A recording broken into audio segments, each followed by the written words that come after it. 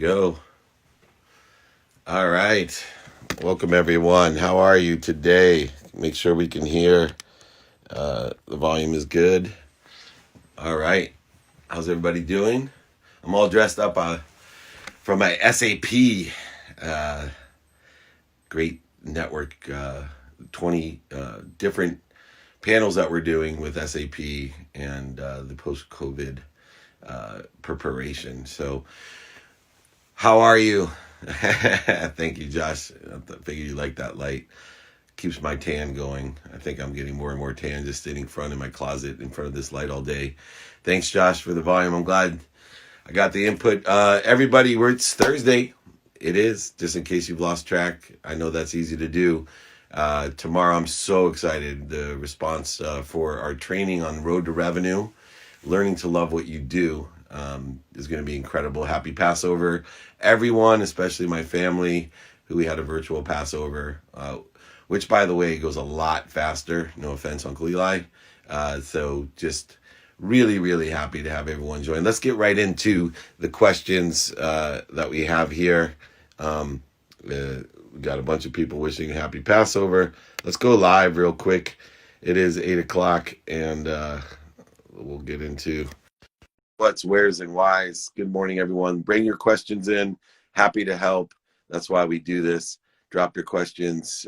Join me here. And we're trying to get live here. Let's go ahead and pin my text number. You can text me as well and get that up and running. All righty. Let's see who's live. We'll grab some people. And add that. Waiting for Dylan here. Hello, everyone. Welcome. We'll get some more questions going. All righty. Here we go. Are you wearing sweatpants or dress pants? Dress pants. No, that'd be great.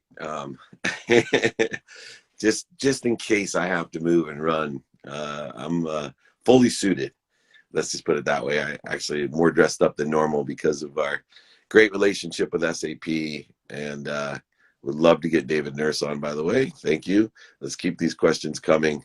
I know we're curious. Welcome, everybody. We got some great guests coming on. If you want to join me, go ahead. Request to join. What change do you predict globally in the business market after the global pandemic? Supply chain. Huge changes in the supply chain, communication, education, and health. Those are the areas I see huge changes in. And if I'm looking right now to see how my capabilities are synergistic and supplementary to those industries, and of course, sports and entertainment, and how we distribute that content has already changes. Advice for entrepreneurs on how to survive this, what's you're calling a disaster. I'm calling it a miracle to reset. Imagine, going to college and somebody telling you after you graduated, hey, you get to go back knowing everything you know now and start over. That's what you're going to get to do as an entrepreneur. And so entrepreneurs are the most prepared for change. They're the most prepared to smile through struggle. They're the most prepared to enjoy consistent, persistent pursuit of their potential. So there's a lot of great things that I think that freelancer, entrepreneurial, solopreneur, boomapreneur, corporatepreneur, all the different areas, you are the most qualified via the skills that you have, the knowledge you've acquired and will acquire, and of course, that desire to be what you must be, which will be the most important thing to develop while we are here taking inventory and preparing and executing. How do you do it? Like, how did massive success come about? In a consistent, persistent manner, lowering the bar, knowing 2 minutes a day is worth 2 hours on a Saturday. I am one of the most disciplined people in consistency. I believe in exponential growth. So what does that mean? If I do something every day, the first day is X to the first power, then X to the second, on the second day, X to the third, X to the fourth, kind of like the calendar club with Colin and Jessie, right? It just exponentially grows. The problem is most people don't stay consistent. So they get to X to the 0 power, which puts them back to 1, right? So they start over. So what a great way to practice ending fear, practice consistent, persistent behavior than now. utilizing all types of new tools for efficiency, effectiveness, and statistical success.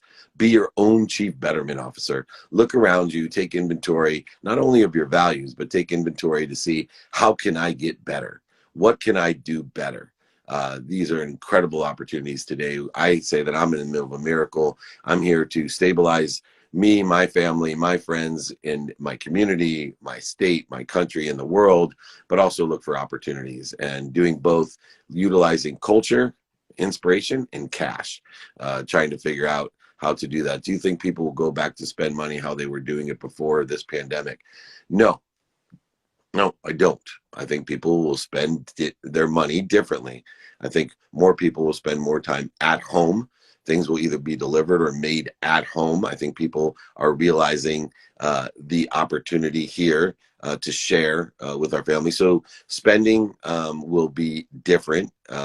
It happened in 93, 97, 2001, 2008. But then again, people will forget. So, you know, our savings went way up in after 2008, and 13 years later, when we have the strongest economy of all time and the fastest and most growing economy of all time in the most consistent way, 75% of us in America didn't have 1 month savings, whereas the 2 years after 2008, the savings were way up. How do you push past mental barriers and setbacks? I don't believe in setbacks. I believe in setups. I have control of my mindset. And so my mindset always is, if things don't go as I plan, then I realize that I'm being pushed. I'm going to learn a lesson, push to something better, either bettering the situation I'm in or pushing me to a better situation. Whoa, earthquake. Just kidding. Don't create panic. I dropped my phone. Anyway, oh boy, you got to be careful when you're online what you say. Here we go. So looking at that mindset and understanding that there are no setbacks, just setups. And I'm looking for the light, the love, and the lessons, and what I'm being set up for in order to do that. So everyone should take that perspective. Let's see here. Also, people are lining up with questions to go live.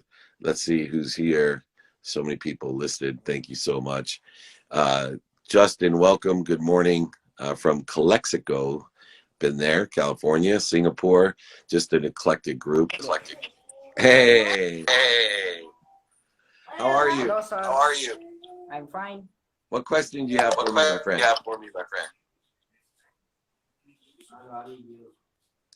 Question? Nope, just showing off your hair? All right, man. Thank you. Be happy. There we go. We're all over it, man. Thank you for joining me. Let's go ahead and see if somebody else wants to join real quick.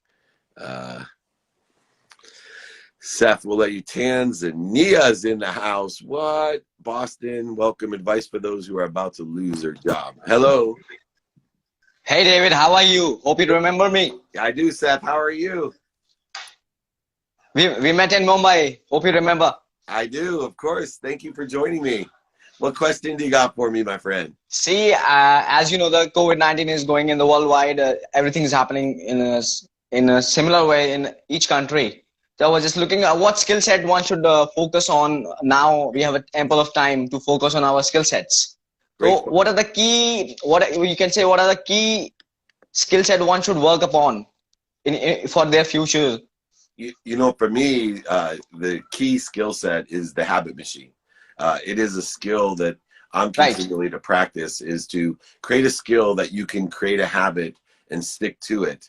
This is a great time because what happens is there's so many distractions, so many different things going on that we never have clarity, balance, and focus into creating habits. And, you know, I challenge people all the time to say thank you before they go to bed, thank you when they wake up. It actually took me 9 months myself, and I have a skill of creating habits, a discipline of creating habits. My ego is so strong that it would not allow me to do something every day, morning and night.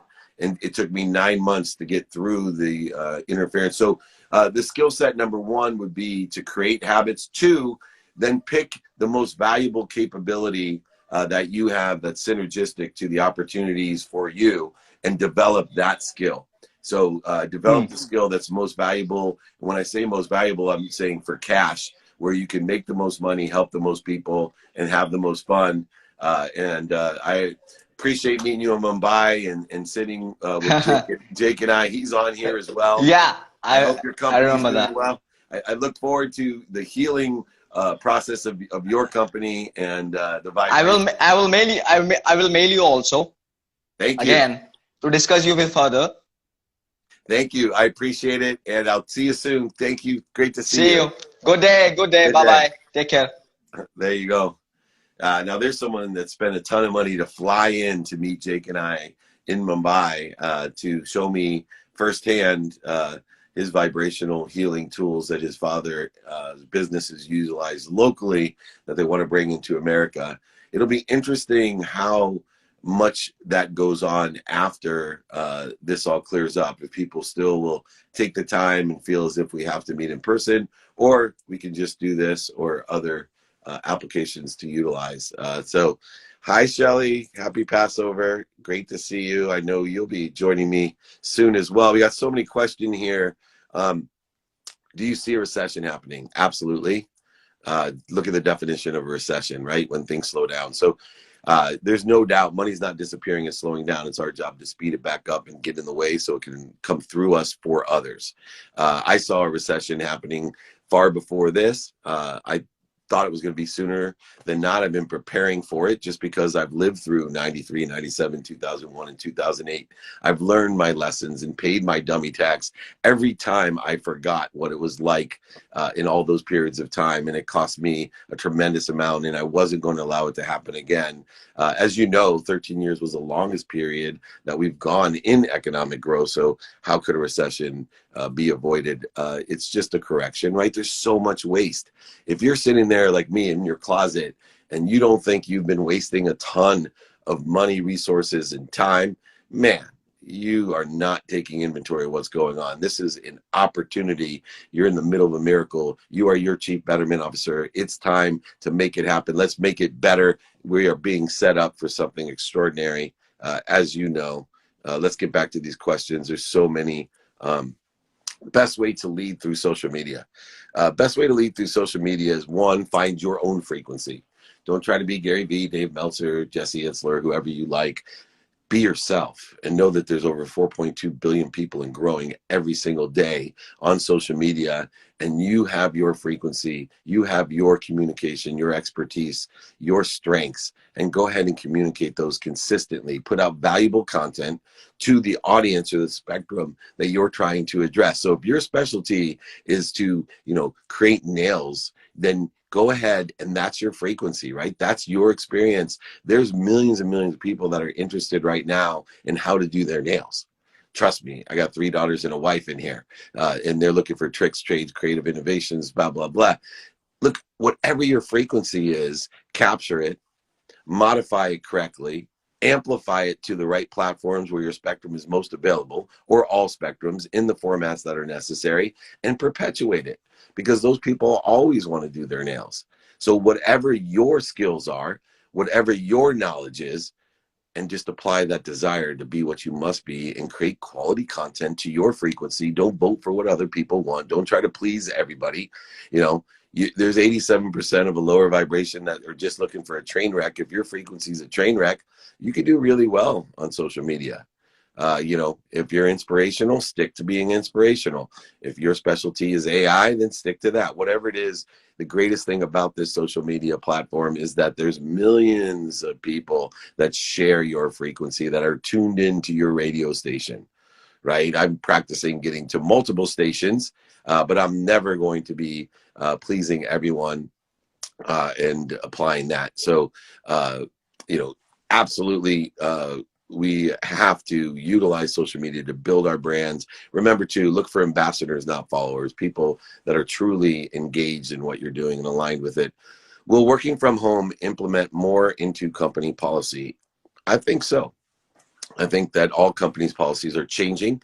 I think, they're restructuring, reforming, becoming more efficient, effective, and statistically successful. I think as individuals, we can see so much waste, but as companies, let's see here. I got a guest I'd like to join here, the amazing Alicia Tillman, the CMO of SAP, one of the world's greatest companies, with, as you might know, compassionate capitalism in mind.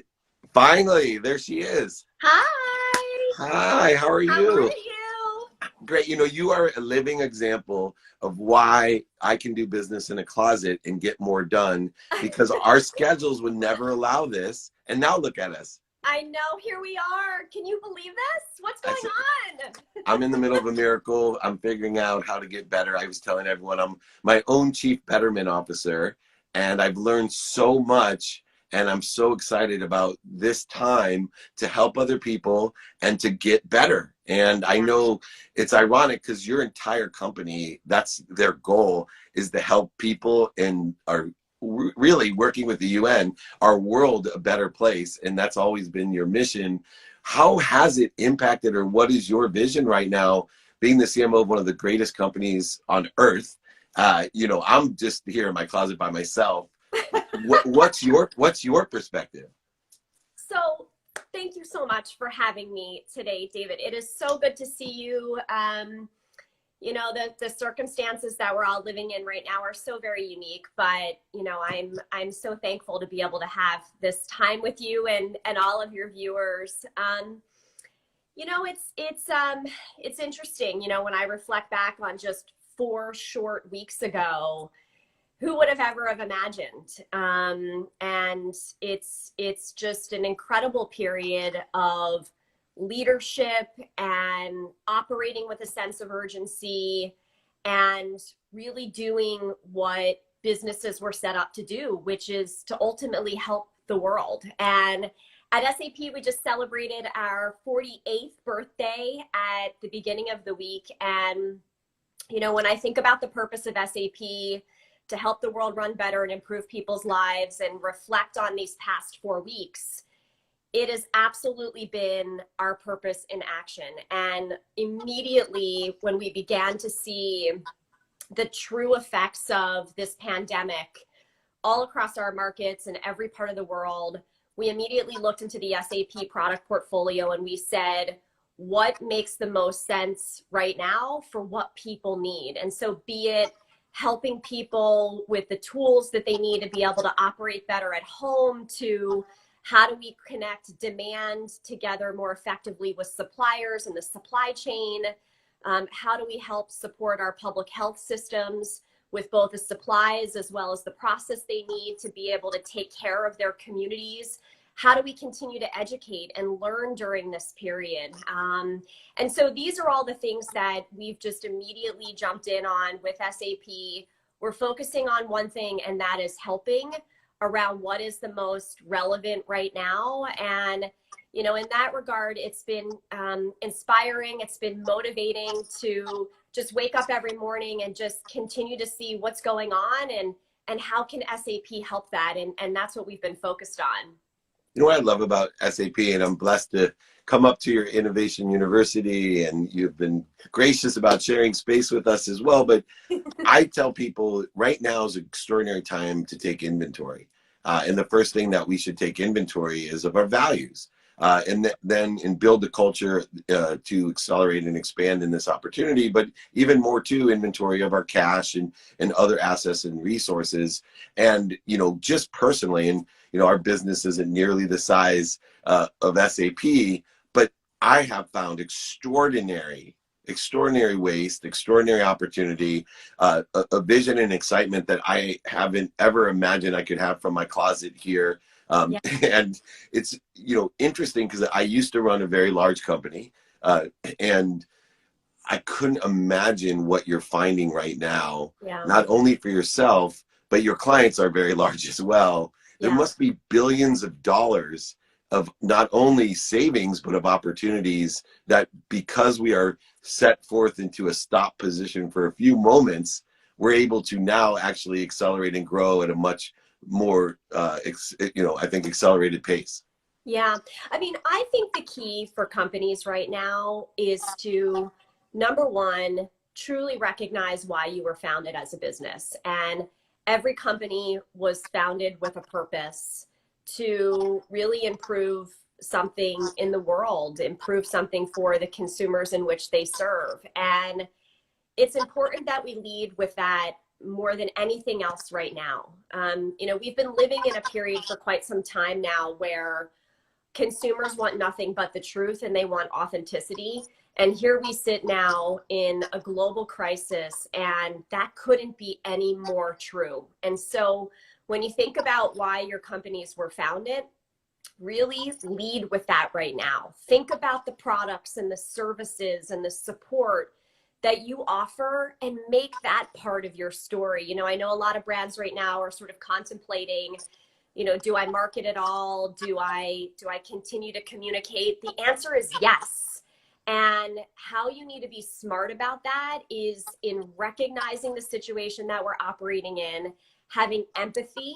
And part of empathy is recognizing what people need and give it to them. Give them what makes your company so special that's going to truly help them thrive and come out of this period, because we will, as stronger leaders, more connected, more empathetic, more inspired, more innovative because of what we've learned during this period in terms of what people need. And so that's what we've been doing and how I've been leading, you know, my team of marketers across SAP and in over 180 countries. And it's about leading from within, because that's what matters right now. And you know, every company has a purpose. Don't think that you don't, because you do.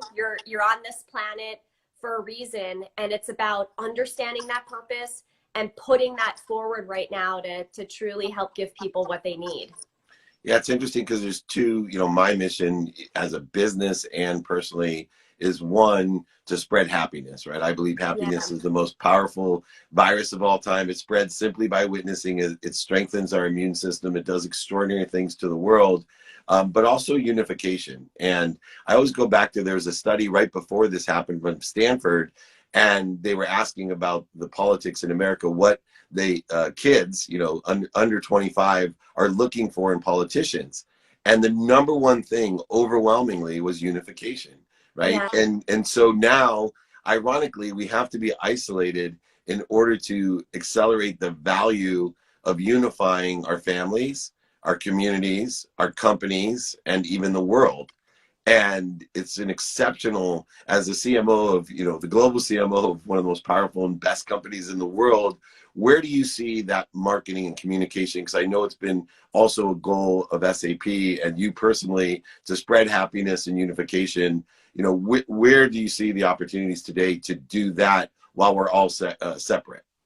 Well, one of the things that I've seen over the past 4 weeks is that brands are really working to understand what value they have that is the most relevant right now. And so we're sort of moving through this period where brands are stepping up, they're giving messages of help and strength, and then they're showcasing things in their portfolio that are intended to help people or companies during this period. What I think we also have to recognize is that some of the greatest ideas in the world come through partnership. And when we can come together with other people or other organizations, the scale that we can have becomes that much greater. And there becomes more people invested also in that success. And so I would say, you know, reach out to other companies, see what they're doing or what they're offering, and how is that perhaps complementary to what you have, and how can you bring that to consumers together? And that's, I think, a beautiful thing about purpose. It's not about what you do and you do alone, but it's what you do with others that can have a much broader impact and reach to be able to help more people and improve more lives. And that's what I would say is, you know, something that I would encourage everyone to think about. You know, we've dug into our partnership portfolio, and we've got some beautiful solutions out there that we are in fact collaborating on. You know, if I think about just in the content space, in particular, how we're pairing some of our solutions on helping employees remain productive during this period at home with content, you know, and videos and things that they can read to help them get on a schedule and be as productive as they can. That's been done through partnerships. So that's what I think is something in particular that when we think about this period, what can be very powerful as well. You know, you're absolutely right. One of the things that we have an opportunity to do as well, which is one of my Power 5, is the most successful and happy people practice ending fear.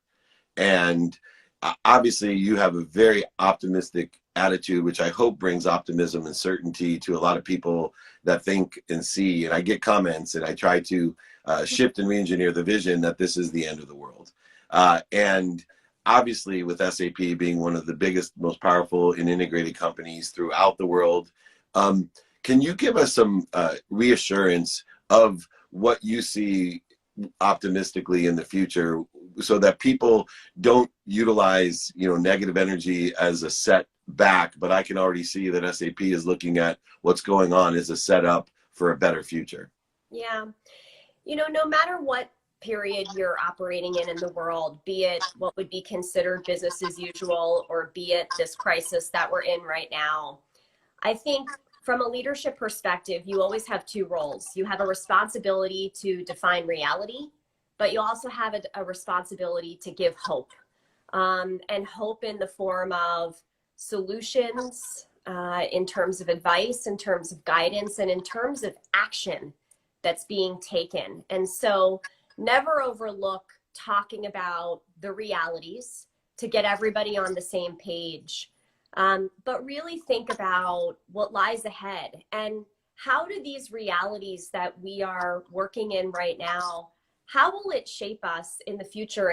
And look, I've always by nature been a very optimistic person. And, you know, I think we can all, you know, look at our lives and count the times when it's been tough and, you know, you've had to go through really painful experiences. And, you know, I've always been a person that through all of that, the way to help me cope and be able to move forward is to look at what you've learned and use that to help shape how you're going to lead differently, operate differently, help someone more in need when it happens again. Because, you know, the reality of our world is there are always going to be challenging periods that we're going to have to live and operate in.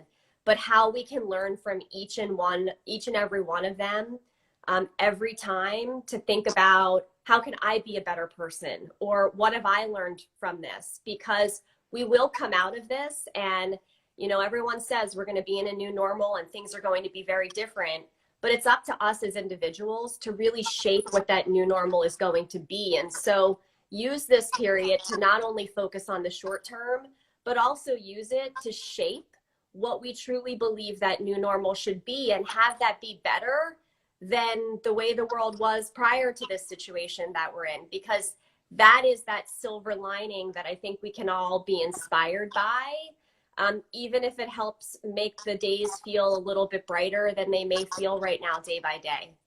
That's awesome. Well, I appreciate you. What an extraordinary opportunity. Alicia Tillman, she is the CMO and the CBO, Chief Betterment Officer, Global CMO of SAP. Thank you so much for your encouraging words and lessons and light and love. Anything we can do, let us know. Thank you for your time. Thank you, David. Bye. See you soon. Bye-bye. Bye-bye. Awesome. What a treat. It's amazing. See, that stuff just doesn't happen before. I mean, you're talking about one of the world's best executives, and what a great outlook. If that didn't give you some certainty and encouragement on where we're going, I think some of the takeaways that I learned is, you know, I've been talking about capabilities and personal capabilities because I work with a lot of entrepreneurs and businesses up to some huge executives like SAP. We have the SAP network. We're doing a series of 20 different talks. We did one this morning at 7 a.m. Pacific time. But nonetheless, if you're not taking inventory of your capabilities and seeing which ones are synergistic, supplementary, can be developed in order to create a better normal, right? That's all. It's always a new normal. Every day is a new, but let's create a better normal, better environment, better financial literacy, better unification, better health. All of these things we have an opportunity to set up, right? Not set back, set up. And given the perspective, the time to take that inventory of those capabilities is essential. Thank you so much, Alicia, for joining us. Let's see, we'll get to another question. Now that this crisis happened, would this be a perfect time to purchase a home? Look, every situation is different, determinative upon time and risk tolerance. But if things are oversold, and what I would do is seek expertise in the area, you know, find someone that's been selling or and investing or buying homes for the last 30 or 40 years in your area, and simply ask for their help and ask, please let me know when the market is oversold, because the interest rates are low enough, right? We don't buy a house by price, we buy it by payment, unless you're paying cash. But moreover, that payment is determined upon the price, the interest rates, and the market itself. So look at your timing, your risk tolerance, find an expert, ask when the house in that area is oversold, look and see what your payment is, and you have a huge opportunity. Let me tell you about the millionaire's margin. Let me tell you why more millionaires were made in the Depression than anyone else. The millionaire's margin is a simple margin. And this is where I got clear, balance, and focus when I lost everything in 2008.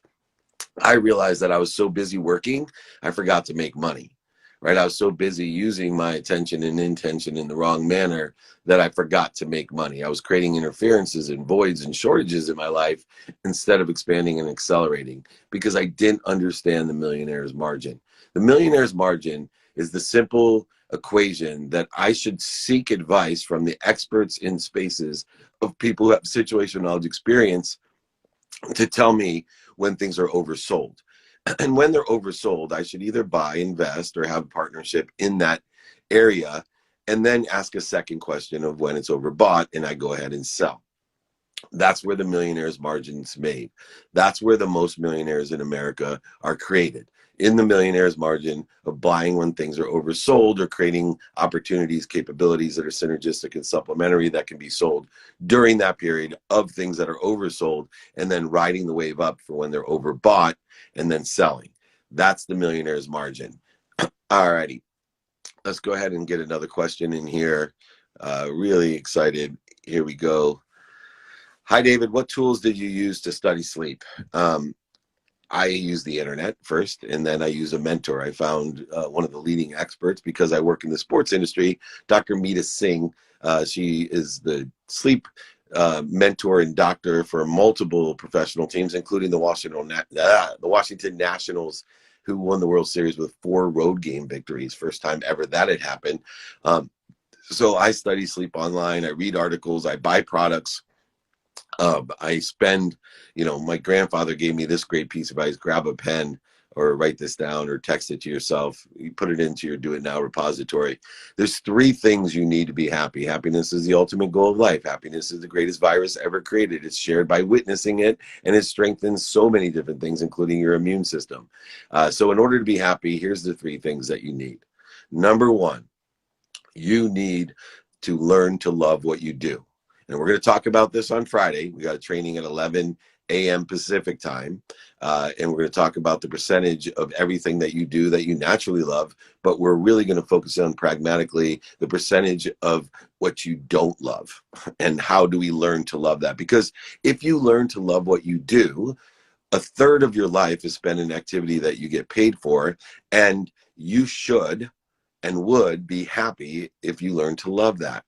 The second thing is find one intimate partner in your life, he, she, it, whatever it may be, one intimate partner that will be the liaison between you and everyone else, you and your children or family or friends or associates, but you and everyone needs one intimate partner that makes them happy. You spend 1/3 of your life with your family and friends and community, and if you have that one liaison, you will be happy. And then finally, most importantly, attributable to the question asked, you should have and find the best sleep possible. I used to say you buy the best bed you can find, but there's so many different things beyond beds. There's blankets and, cooling sheets and all types of great things, ocean noise, whatever it is. But you should sleep well. A third of your life is spent sleeping. If you don't want to live the myth of Sisyphus, the myth of Sisyphus, that's easy for you to say, is the myth where you roll the boulder up the mountain and then it rolls down every day. That's your life. And I see so many people having an opportunity now to utilize this time to plateau and grow instead of living the myth of Sisyphus. So what we want to do is go ahead and roll that boulder up to a higher plateau, a higher vibration, a higher frequency, and then sleep well and plateau and grow while you sleep. Clear the interference unconsciously and subconsciously to the greatest power of source light and lessons so that you wake up at a higher frequency instead of right back at the bottom of the hill. And so if you spend a third of your life sleeping, a third of your life with your family, friends, and associates, and a third of your life in activity you get paid for, you will be happy with 3 simple things that you can control.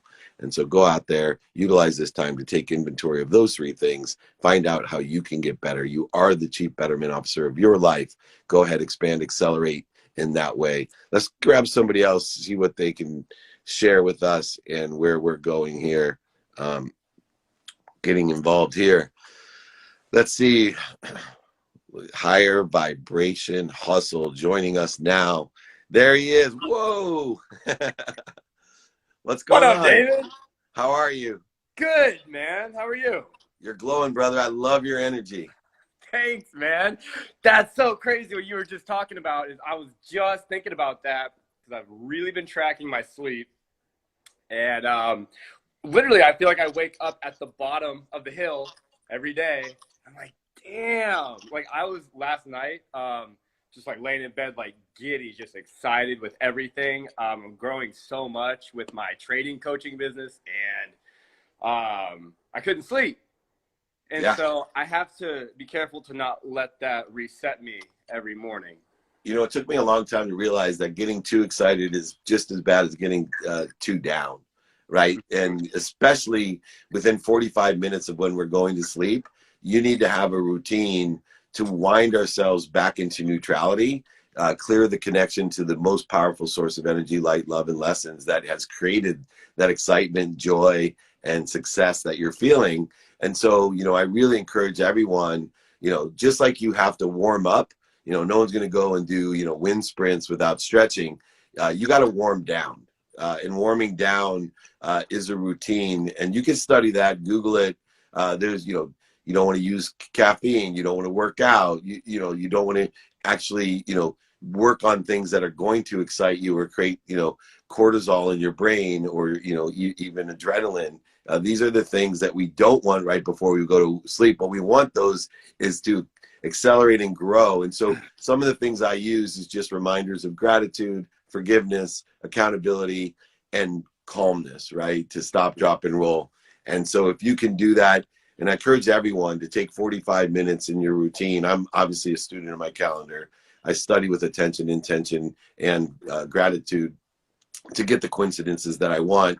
What activity I get paid for, what activity I don't get paid for, what activity I have planned, what activity I don't have planned, but most important, sleep. And as you pay attention and intention to sleep, create a routine that you practice, because everything's a practice. And people like you and I that are just born with the happy gene, with the super connection to the energy, light, love, and lessons that we're blessed with, we got to control that, because eventually the human embodiment will wear down and you'll start at the bottom of the hill instead at the top of the hill every day to plateau and grow. Does that sound fair? So absolutely, man. You said something that really intrigued me, and that's like, how did you say to clear the energy while you're sleeping? I thought that was super interesting. Yeah. So, believe it or not, that, our conscious mind is what we think, say, and do. Our subconscious mind holds 40,000 of the same thoughts every day that the neuroplasticity, the neural pathways they access while we're sleeping, they then trigger or send a message to the epigenetic layer of our DNA. Our DNA is our code. That code has been handed down by at least 4 generations, like great grandparents, grandparents, parents to us, or multiple lifetimes, which I believe in. It's a quantum memory. It's your frequency or your energy. So what I've learned through sleep is that if I can get rid of the ego side of what I think, say, and do during the day, and I just allow my subconscious and unconscious mind to work the way that it was meant to work. So the body itself is rejuvenated by lying down and resting, but the mind, right? The mind is accelerated and growing through the subconscious clearing of the connection. So what happens during the day, our conscious mind creates interference and voids and shortages and obstacles and corrosion to this connection. We can actually use sleep to get out of our own way where that connection is much clearer, but we have to give it guidance, or we have to give it a roadmap or a plan before we go to sleep. So the simplest one to start with, just so you know, is, and I challenge everybody for the next 30 days, just say thank you. Like if I lower the bar to everyone, if you could take 0.1 seconds before you go to bed and just say thank you. You don't have to list out what you're thankful for. You can go ahead and grow and have a whole practice like I do. But if you simply, now that may sound easy to do, to say thank you before you go to bed and have it be the first words when you wake up. But it actually took me 9 months to do it myself. That's how much the ego, that's how much what I think, say, and do, the control freak that I am, was in my own way. Now I have a whole practice 13 years later and really work on it, and will continue to practice and grow. But I hope that helps. I'm going to get to the next question. I appreciate your time. Hey, awesome. Thank you, man. Have an awesome day, David. Bye. Yeah, man. Join me Friday for my training. That's the high vibration. Those are the kind of people I love. Friday training. Don't forget, we're going to talk all about this, the road to revenue, a pragmatic look on how to make more money, help more people, and have more fun by learning to love what you do. Activity you get paid for, activity you don't get paid for. So please join me 11 a.m. Pacific time. I leave my text number down there at the bottom, 949-298-2905. I also want to thank so many of you to reach out that have offered your help, right? Help getting more people to be happy, help guiding and looking, for opportunities as well with our company or other companies that we work with for when we get through this. So I give out my personal email address. It's david@dmeltzer.com. My text number, 949-298-2905.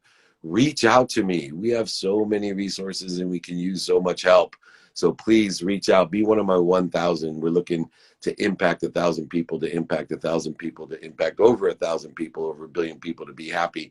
Let's change the collective consciousness. This is a great opportunity to stop, drop, and roll and to accelerate and grow.